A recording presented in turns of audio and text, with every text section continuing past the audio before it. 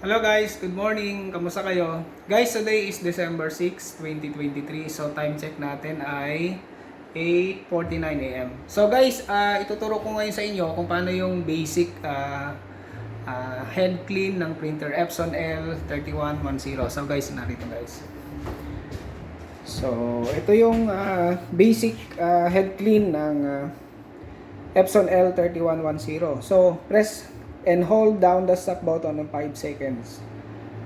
1, 2, 3, 4, 5.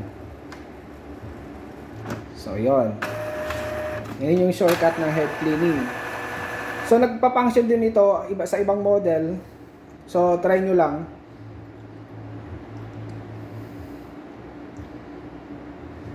So, ganito guys, yung basic lang ito kung may emergency. So wala yung technical natin, so wala yung representative na mag-aayos. So subukan natin itong basic head cleaning. Ito yung shortcut button.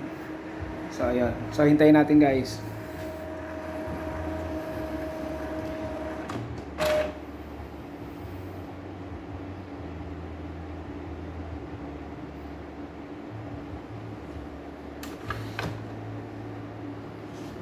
Sandali lang naman to guys. Siguro mga 2 minutes.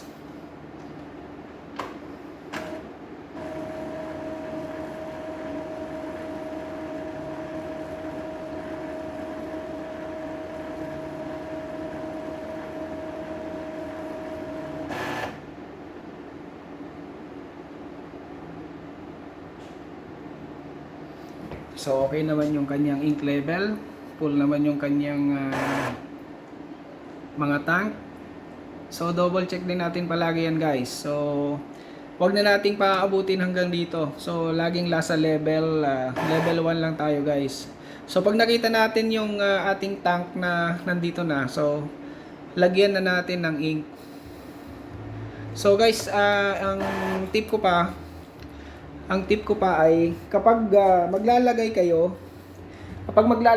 ng ink dito guys sa tank. So, siyempre, parang bottle yan eh. Ilalagay natin dito sa ibabaw. So, ayan dito. So, pag na-fill na natin yung ink dito sa mga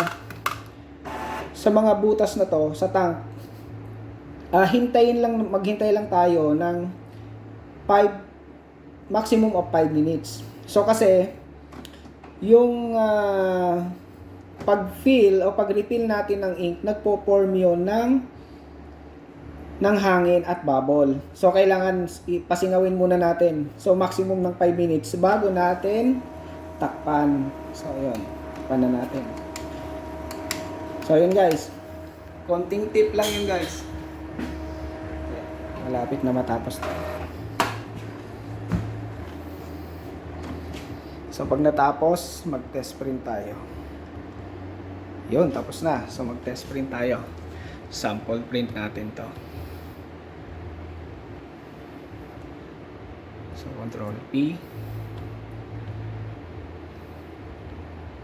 So, print.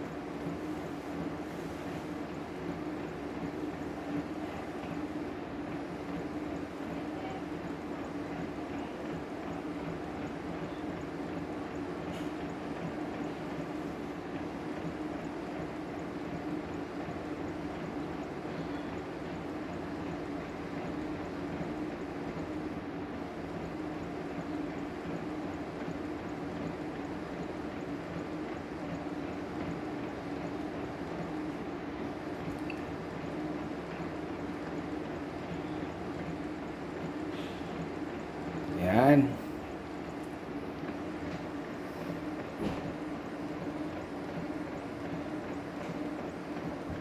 So, ayan na.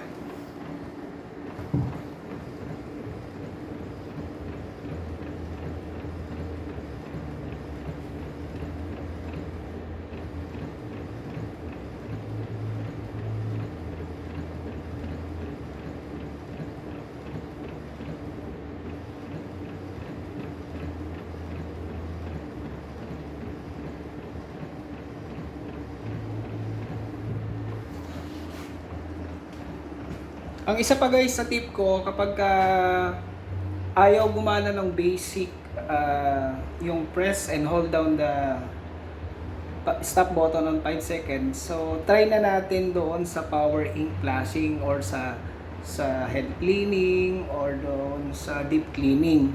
So yun guys. So yun. Tingnan natin guys.